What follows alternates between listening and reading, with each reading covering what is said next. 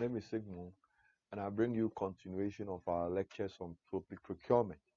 We had an extensive discussion in the first session where we looked at the legislative requirements in the procurement of goods and services in the public sector. We saw also the procurement structure, the various respective installations that must be in place in a public entity to ensure an effective process in executing the procurement contract. Clearly, we are going to move on today. We're going to look at various types or methods of public procurement.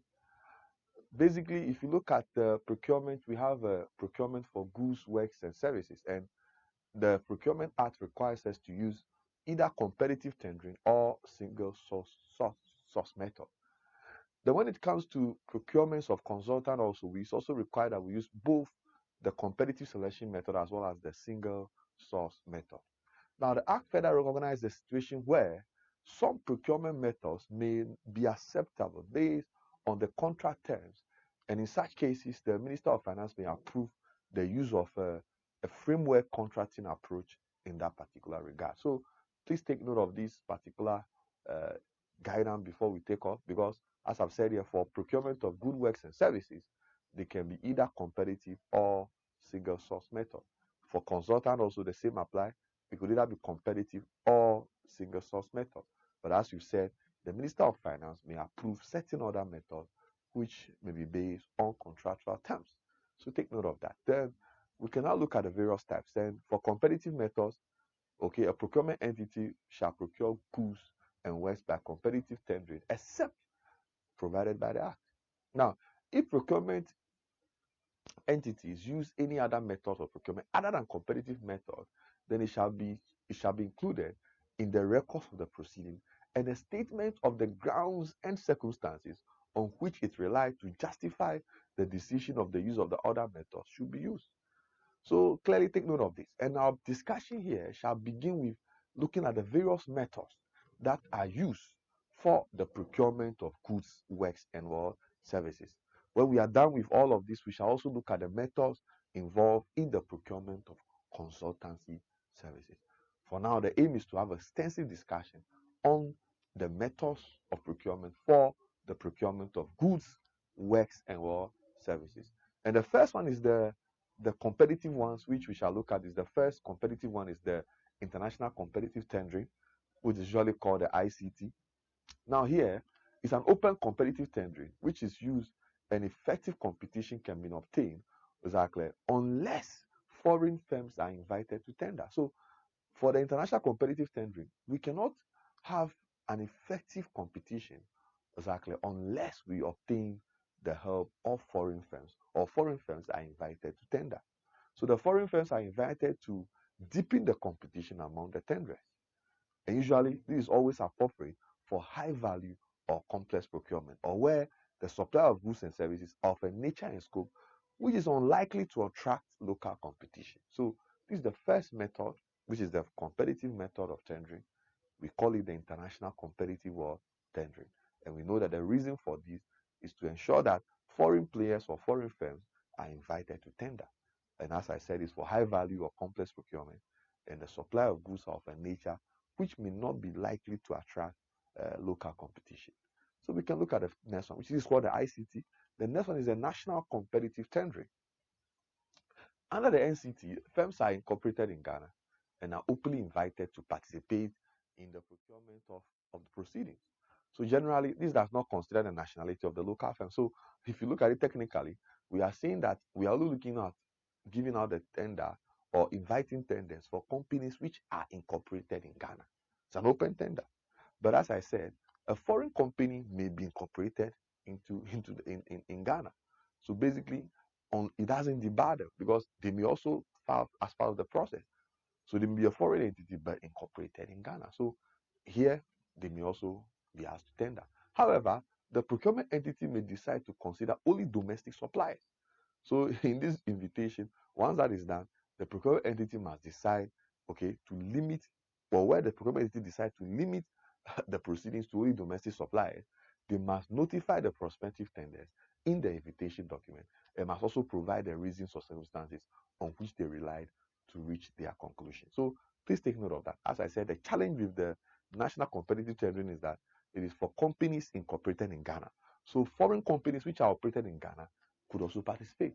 But where the company or the procurement entity makes a decision to restrict the tender to only domestic suppliers, then we are hereby saying that in that process of inviting the public, in their invitation document, they must specifically state the reason and circumstances why they are only restricting the process to only domestic supply. So please take note of that. We call it the national competitive or tendering, which is the second competitive process or method used for the procurements of good works and therefore services.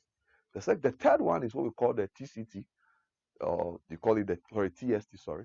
We call it the two-stage tendering. So what is the two-stage tendering? This is a twofold competitive tendering method. Exactly. And the justification for use is where it is not feasible, exactly, for the procurement entity to formulate detailed specification for their goods or work. Or in the case where, okay, a service, they may not be able to identify the characteristics, and where it seeks tender or proposal or offers on various means of meeting its needs in order to be able to obtain satisfactory conclusion to their procurement needs. So basically, the challenge is that the reason for the use that the key thing to take out of here is that where the procurement entity is not feasible for them to on their own formulate detailed specification for the work they require, or where they may have challenges in identifying the characteristics exactly of the services they require. So therefore, they may have to go through a two-stage process. That's the first justification. The second justification is that, okay, where the character of the goods or service or work are subject to rapid technological advancement. So based on this, they could also go through the two-stage tendering. Or finally, where the procurement entity seeks to enter into a conduct of research and experiment or study, except for where the contract includes production of goods in sufficient quantities to establish the commercial viability or to recover the research and development cost. So basically, these are the three reasons or justification for the use of the two-stage tendering. So let's look at the procedure involved in the TST. For the TST, the first procedure is to ensure that the procurement entity, through the invitation, will call upon the suppliers or contractors to supply their initial tender. Basically, this initial first stage, okay, the content of the document will only contain technical proposals without the tender price and financial proposal. So take note of that. So the first step involves inviting the tenderers to submit their proposal. But in that proposal, the proposal will only be technical issues there. There will not be any financial proposals or tender price. Only technical issues are contained in the first procedure when it comes to the two-stage tendering. So let's look at what will happen at the second stage. At the second stage, the procurement entity will now invite the suppliers or contractors whose tender have not been rejected to submit their final tender with a price or any single specification that they may require. The procurement entity, in formulating the revised specification, may delete or modify any aspect of the technical or quality characteristics, because now that they've got to know better, they may make changes. Are we clear? So take note of that. So usually the procurement entity shall communicate to the supplier in the invitation to submit their final tender, and any deletion and modification, they should make sure they are well informed. So what is done is that finally the final tenders are evaluated and compared in order to ascertain the successful tender. So that is what we call the two-stage tender. So the first process will involve just obtaining the document telling us about the technical details of the whole procedure involved in obtaining the work. The second one will include inviting them with now those who have been selected to now submit their price as well as quotation or their financial proposal. So once that is done, the process is gone through. We look at the final tender, we evaluate it, and then we approve it. So that is basically the two-stage tender. Very straightforward and quite straightforward. Let's look at the next one, which is called the restricted tendering. And this is a method in which only few firms are invited to tender for the supply of goods or services. And this must be subject to the approval of the PPA board. So you cannot use the restricted tendering unless it's approved by the board or the Public Procurement Authority board. And the reason for that is that you can use restrictive tendering is that the goods or work are only available from a limited number of suppliers or contractors by reason of the complex or specialized nature of the goods or work. Another reason for the restricted tendering is the time and cost required to examine and evaluate the large number of tenders. So we just restrict the process, get some few of them, and then we are good to go. Then we also go offer, or the another reason is that an offer for competitive tendering may fail to have received any responses after the publication. So once we have not received any publication, we could restrict it to certain few organizations to contract it. Now, the procedure is that number one is that you invite the tender from the supplier who can provide the services or works. You select in a non-discriminatory manner a number of suppliers to ensure effective competition. That is how the procedure works. Any question, you can always drop it on our platform. As I said, these are very complex issues, so you must take your time and overly go over them to appreciate it better. Now, the next procurement process is called the request for quotation, RQ. How does this work? In this method, okay, an entity will request for invoices from many suppliers, but at least three, and select from the supplier with the lowest invoice quotation for the purchase. The challenge with RQ or request for quotation is that there's always a conflict of interest, because within the public entity or procurement entity, when people get to know that the company will want to buy something and request for quotation, they may also slip in their quotation after they've seen that whoever or the various quotation received may be at a certain price. Because the problem with this approach is that it is giving it to the person with the least quotation. So where people within the organization get to know that the various quotations that have been submitted are at a certain price level, they could quickly slide in or slot in their quotation, which may be below the one submitted, and then win the contract. So as I said, the challenge is conflict of interest, and that must be guarded against. Now, in the use of the RQ, there's usually no negotiation between the entity and the supplier. Bring your quotation, whether it's in line with our object, we accept it and we move ahead. A successful quotation is one with the lower evaluated responsive quotation that meet the needs of the procurement entity in request of the quotation. So the condition for use of this particular method is that where the goods or services are readily available, we use the RQ. Where an established market exists for the goods or services, and then where it is a low-cost goods or services are required. So it's a very common approach used by many public sector entities. Request for quotation, straightforward. Just bring your invoices, let's look at it, and then we go ahead and approve the list which is responsive to our needs. Take note of that, and that is the end of the discussion on RQ, the request for quotation. Then we also look at the single source procurement, which is very much rife in this country now because of politics.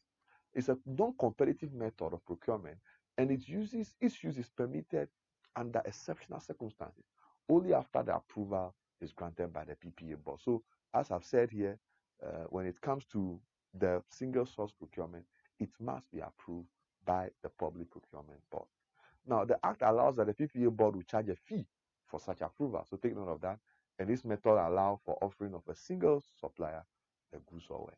Under what circumstances do we use this? The exceptional circumstances are the following, and there are so many. We will take our time to look at them. Where the goods and services are only available from a particular supplier or contractor, or if a particular supplier or contractor, has the exclusive right in respect of the goods or services. So if it's only available to a supplier or he has the exclusive right, why not? We have to single source. Then also, where there's an urgent need for the goods or works or services, and engaging the tendering process may delay or may become impractical, we could also use this particular approach. Then other reasons for using this is that owing to catastrophic event, when there's an urgent need for the goods or works or technical services, and it makes it impracticable to use other methods, why not we go for the single source? Then where the procurement entity which procured goods or equipment or technology from a particular supplier and determines that any additional supplies need to be procured from the same supplier. You've bought items from a company and there'll be a need to make some improvement. You don't have to go to another entity. You still have to just go to the same entity. Once you've determined that, okay, you want to seek standardization and compatibility, why not? You go to the same person and acquire from them.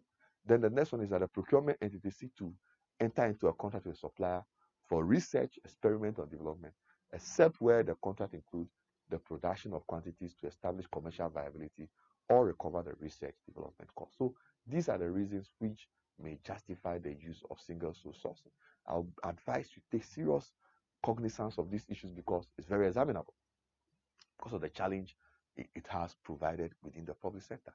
Various public sector establishments are source or single sourcing their procurement from one single entity, and the reasons or justifications are very important for you to consider as you prepare for the exam.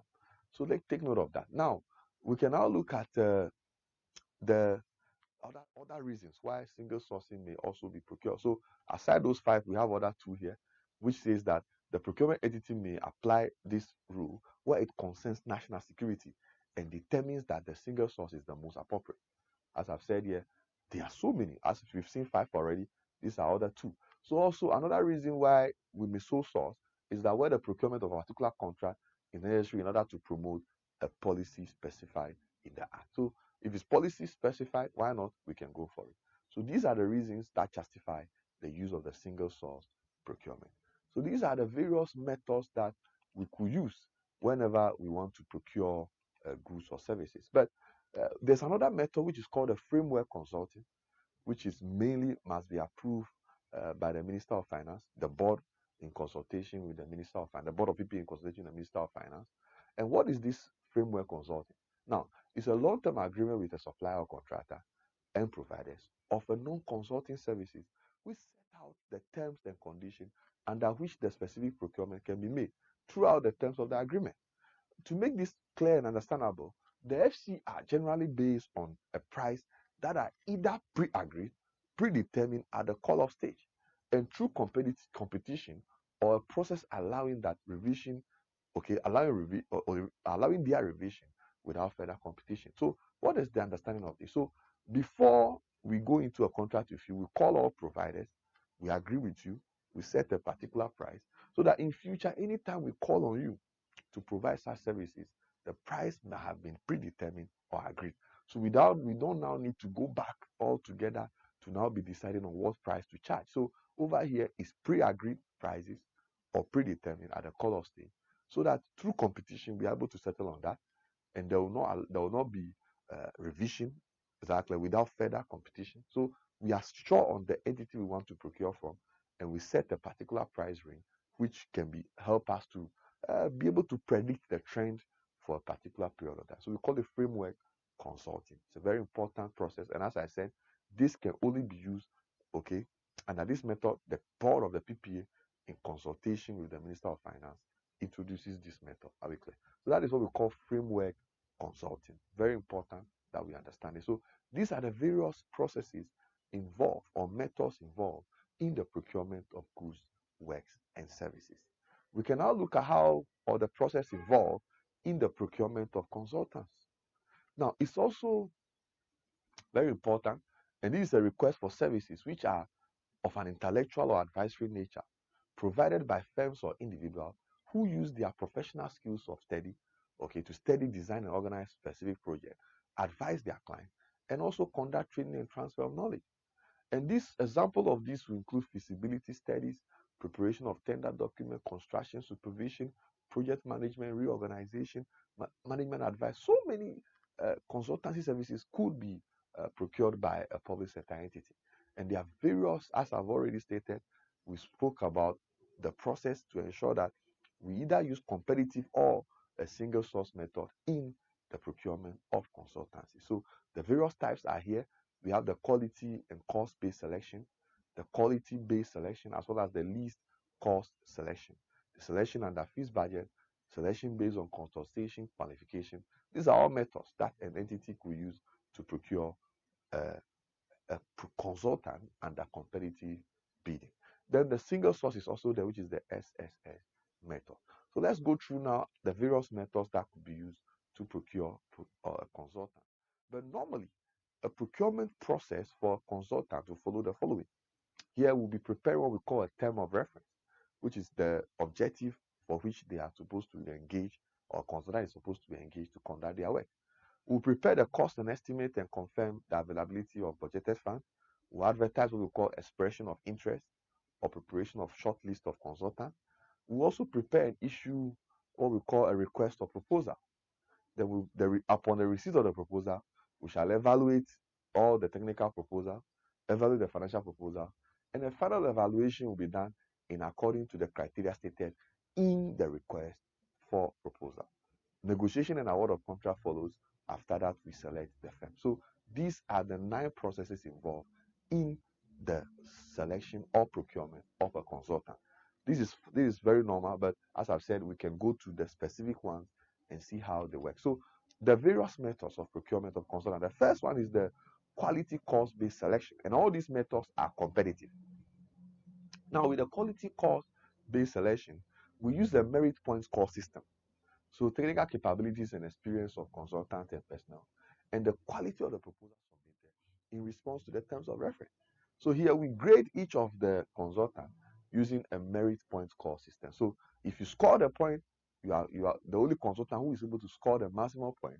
We are able to invite them, and then we are able to discuss the financial proposal. Then we conclude the contract with them. So that's what we call the quality and cost-based selection. Then we look at the quality-based selection. How does this happen? So with this, it's very suitable for complex and difficult, to define highly specialized assignment, where the best expertise available is without consideration of the price.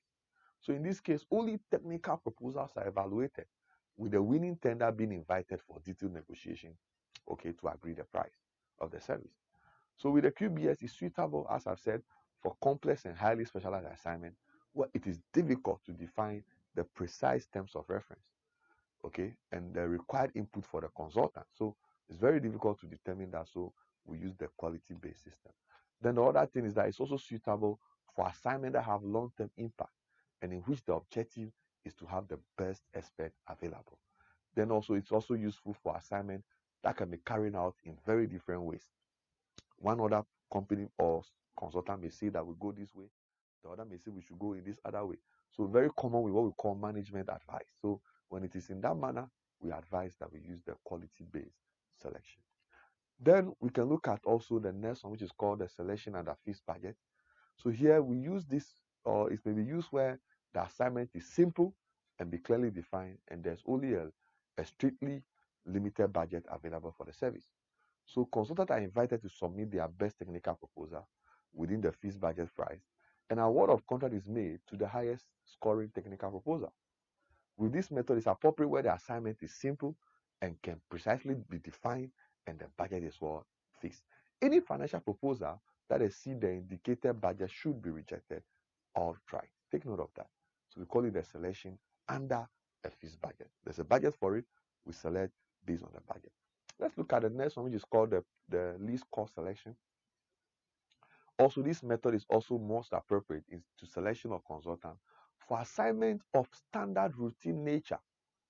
A good example is auditing. Everybody knows the standard procedure in doing an audit. Engineering design of non-complex work. So here, the well-established practices and professional standard exist. So when the contract value is very small. So as I said, for least cost selection, the assignment follow standard routine nature, and we have also established practices and professional standard exist. And then for contract which is of small value. So the procedure will involve that the entity will request for technical and financial proposals to be submitted in separate envelopes by the shortlisted tenderers, and the technical envelopes are opened first and evaluated. So there are two envelopes. The first envelope is the technical proposal envelope. So we open it and evaluate it. So those tenders who score the less or minimum scores are rejected. The ones they are rejected, then we open the envelopes of the remaining tenders in public. So when it is open, the firm with the least price is selected for the contract. It's as fine as that. So simple process. Two envelopes. One is having the technical proposal. You evaluate it. Once it's selected, you open the second envelope, which has the list of price. And that ends the whole process of what we call the least cost selection. Then we also have the selection based on the consultant's qualification. And this method is more appropriate for very small assignments and where there's a need for submission and evaluation of detailed competitive proposal is not justified. So the procedure will follow or will require information on the consultant experience and their competence relevant to the assignment. And the firm with the most appropriate qualification and reference is selected. And the selected firm is invited to submit a combined technical and financial proposal and then invited to negotiate the proposal and well as the contract. So very straightforward. Selection based on the consultant qualification. We select based on that particular person's qualification. There's no need for competition. Clearly stated and quite straightforward. And we evaluate very small assignments, simple work. We use this particular method. Let's look at the single source selection, which, as we've seen, lacks the benefit of competition in regards to quality and cost. The selection is not transparent and may encourage unacceptable practices, and this method can be used in exceptional circumstances. And the justification must be examined and carefully considered in line with economy and efficiency. Now, the approval is required by the board, as was with the case with the procurement of goods and services. And the selection of the method is appropriate if there are clear advantage over competitive selection process. Now, the instances where we can use this are for tasks that are of natural continuation of previous work carried out by the consultant, or where there's a rapid selection is essential in terms of emergency, and then for very low value assignment, and when only one firm is qualified or has the necessary experience for the assignment. So this is the conclusion of discussion on the various methods for the procurement of goods and services, as well as consultancy within the public sector. We've seen that for each of the procurement of goods and services and work, as well as consultant, we are either supposed to use either the competitive or the single source method. So basically, these are the various methods available for public procurement entities or entities procurement, or call it the procurement entities within the public sector, in making a decision on the procurement of goods, service, and works, as well as consultants. So thank you so much for your following up of this particular discussion. We shall have another discussion, and after this, as we already seen, which is the conclusion of public procurement, and we shall be looking at the process involved in filing of complaints, where you are not dissatisfied, you are not happy with the process of procurement. What particular method do you use to ensure that you have seek redress?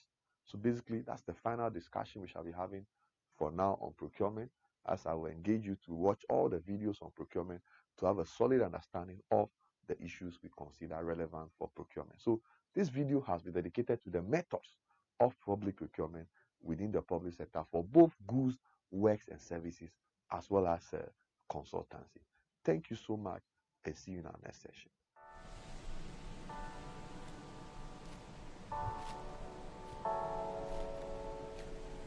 Thank you for watching another video from Aspire Professional Consult. For more of these videos and audio lectures, you can join our e-learning program by downloading our app on both Android and iOS.